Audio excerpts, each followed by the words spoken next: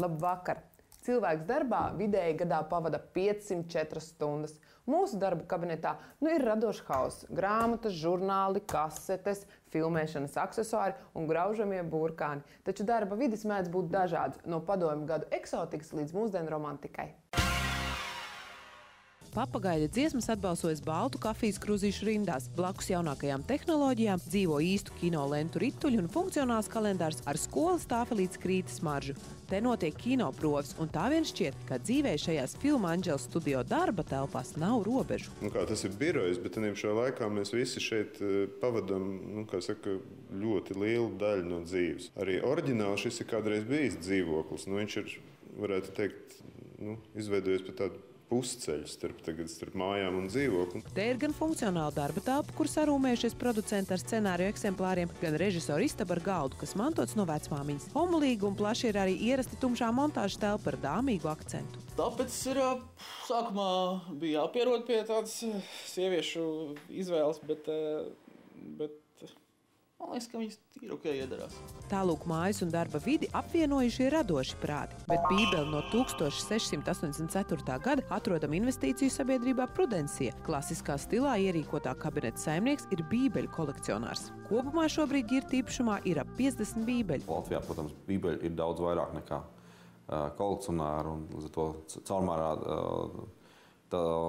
bībeles ir lētākas nekā daudzas, varbūt citas antīkas vai vecākas grāmatas. Kabineta sienas rotā pašmāju mākslinieka Blumberga, Zariņas un Naumova darbi. Kailas sienas un bezpersoniski plakāti situācijā, ka mums ir pieejami diezgan daudz labu mākslu. Manuprāt, liecina par iztēles trūkumu. Iztēle un radošs gars mīt arī Teātra darbinieku savienības telpās. Kaut arī interjers ir pagājušā gadsimta uzkrītošs liecinieks, te notiek aktivitātes gara un miesas stiprināšanai. Mēs Teātra darbinieku savienības vecās seniores, tā varētu nosaukt, esam šeit sapulcējušās 2 reizes nedēļā no rītiem uz vingrošanu. Vingrošanai sako tradicionāls rīta kafijjošanas rituāls. Pārunājam aktualitātes, protams, aktualitātes teātrī, jaunākās izrādes, iespaidas, tāda eleganta dāma pasēdēšana. Paralēli rituāliem te norit ikdienas dzīve ar īpašām detaļām. Masīvs seifs, kas ierušināts starp grāmatvedības lietām, kartuteika ar apbružātām kartītēm un arhīva skapis, klubkrēsls ar kluso dabu un pat skatuvīti. Taču ekskluzīvākās detaļas esot citas. Glāzes, jā, mums ir tādas slīpētās kristāliskās glāzītes. Mazas, lielas, visādas un trauciņi, kas ir saglabājušies tādi. Izmantojot interjeru un tā detaļas, darba vidē var piešķirt raksturu, tā lai birojos ienāk ne tikai darbs, bet arī dzīve. Tieši darba vietās bieži vien tiek atrādīts jaunākās štātītes. Tādēļ Stila laboratorijā aprīļa mēnesī eksperimenta trusīts mode. Luktum jaunākās modes tendences. Stila laboratorijas misija, netērējot kaudzi naudas, parādīt, kā dzīvot atbilstoši modes tendencēm. Šogad, kā nekad agrāk, ir tādas iezīmējušās skaidras tendences. Tas pirmkārt ir viss no džinsa, no galvas līdz kājām jūs ģērbaties džinsos. Tās ir cepures, kleitas, jakas un vēl tad uzvalkat džinsa kurpītes.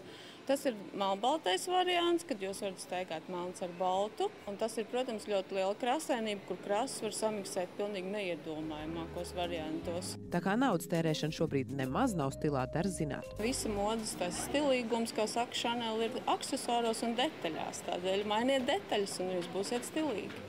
Modē ir koši apavi un košas somas, platformas kurpes vai ērtas sandeles ar izšūmiem un perlītēm. Meiteņu stils ērta cepurīta un paplata josta, bet puišu stila abets, uzrotīti bikšu gali, koša cepurīta galvā un ērta skedas kājās. Tās var būt klasiskas vai arī absolūti uzkrītošas. Uz modes tendenču rēķina var arī ekonomēt. Džinsa kleitiņu ikdienas gaitās var valkāt kopā ar puķēniem gumijas zābakiem, ko vakar izgājienā aizstāja papēžu kurpes. Modē ir asprātība, ko Stila laboratorijā pamanījuši arī garām gājēji.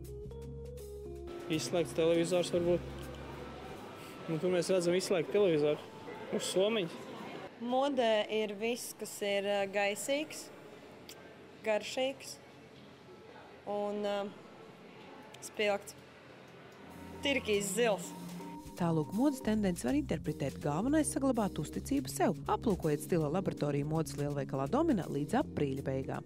Nesen Rīgā viesojās ukraiņu modes dizaineri, kura darina tērpus Maikla Džeksona māsai. Mēs devāmies uz tikšanos ar šo pārsteidzošo sievieti. Virkne zināmu seju gozējās pirmajā rindā uz Viktorijas Gress modes skati Rīgas modes nedēļas ietvaros. Tā bija bauda acīm. Viņi tāda ļoti smalka krasu sajūta. Я вообще люблю серое. Всю жизнь ношу самое серое.